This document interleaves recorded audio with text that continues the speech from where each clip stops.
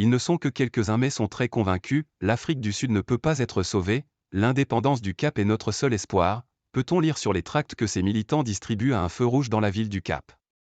Connu sous le nom de Capxit, en référence au retrait de la Grande-Bretagne de l'Union européenne, un petit parti milite à moins de 3 mois des élections générales en Afrique du Sud pour l'indépendance de la région du Cap. Les chances de remporter un large soutien sur cette revendication aux allures farfelues sont minces mais, selon les observateurs, elle est l'expression d'un profond malaise vis-à-vis de l'ANC au pouvoir depuis la fin de l'apartheid. Plus le pays va mal, plus l'idée de l'indépendance du Cap gagne en popularité, assure le leader du Capxit, Jacques Miller, 39 ans. Quelques 27,5 millions de Sud-Africains sont appelés aux urnes le 29 mai pour renouveler leur parlement qui désignera le prochain président. Selon les enquêtes d'opinion, le Congrès national africain, ANC, au pouvoir depuis 30 ans risque de perdre sa majorité absolue pour la première fois.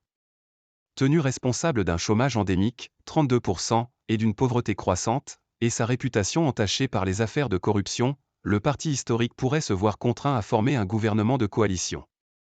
Dans la morosité ambiante, la province du Western Cape, tenue depuis 15 ans par le premier parti d'opposition, Alliance démocratique, DA, encore largement perçu comme un parti de blancs, s'est forgé une réputation de relative bonne gouvernance. Le taux de chômage est le plus bas du pays, 20%, et sur 38 municipalités classées dans la catégorie des bons élèves lors d'un récent audit, une vingtaine sont situées dans la province. Ces dernières années, de nombreuses familles aisées, notamment blanches, ont quitté Johannesburg pour s'y installer, attirées par bien plus que les paysages époustouflants, routes sans nid de poule, écoles publiques mieux notées et moins de coupures d'eau comme d'électricité. Tambouille.